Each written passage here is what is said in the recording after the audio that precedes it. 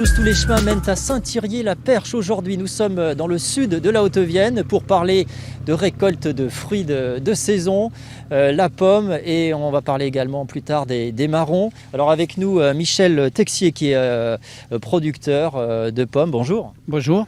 Alors on est là sur vos vergers. C'est quelle espèce là qui est ramassée là? Alors ça, c'est une variété Pinova qu'on développe depuis quelques années. C'est tout comme la Golden, c'est la variété qui a vraiment trouvé son terroir en Limousin.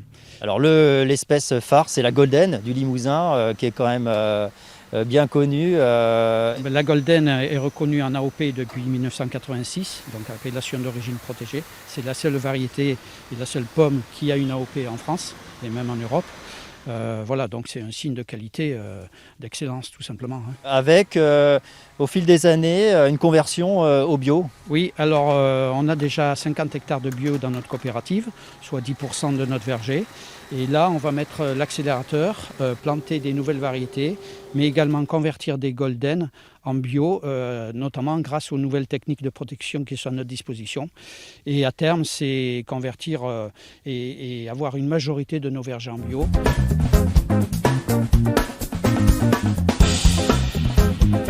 Les marrons, c'est aussi une production importante de la coopérative Limes d'Or.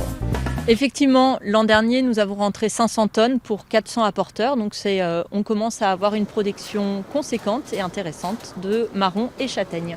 Alors la récolte, elle a commencé quand là?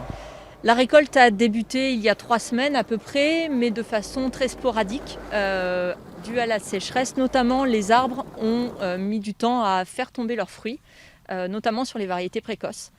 Donc on commence à rentrer là un peu plus dans le cœur de la production, qui est une belle production cette année, donc avec des fruits de beau calibre, visuellement très esthétiques, et en quantité, cela dit, moindre que l'an dernier. Nous réceptionnons les lots aussi bien des producteurs avec une grosse surface, 10, 15, 40 hectares, et des petits particuliers qui ont des productions de 2-3 arbres dans le jardin et qui veulent valoriser cette production.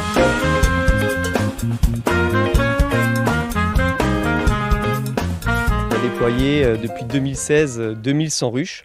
Elles sont sédentaires, elles sont aux abords directs de nos vergers, comme vous pouvez le voir juste derrière moi. Tout d'abord, il y a un intérêt agronomique, parce qu'effectivement, c'est des agents de pollinisation de nos vergers. On a toujours eu des abeilles. La différence depuis 2016, c'est qu'aujourd'hui, les ruches, elles sont sédentaires, elles restent au verger tout au long de l'année, et ce qui nous permet aussi de démontrer que arboriculture et apiculture peuvent cohabiter tout au long de l'année. Dès lors qu'on a déployé des ruches dans nos vergers, on s'est engagé dans la démarche Befriendly, qui est un label européen qui vise à promouvoir les systèmes de production respectueux des insectes pollinisateurs. Et donc oui, on a fait évoluer nos pratiques. Dès 2017, on a créé avec nos apiculteurs partenaires une miellerie coopérative qui se situe à 200 mètres de la station fruitière. Et aujourd'hui, récolte 2020, on a produit et récolté 30 tonnes de miel. Merci de votre accueil ici sur les vergers. Et on vous dit, nous, à très bientôt sur Noah pour d'autres chemins.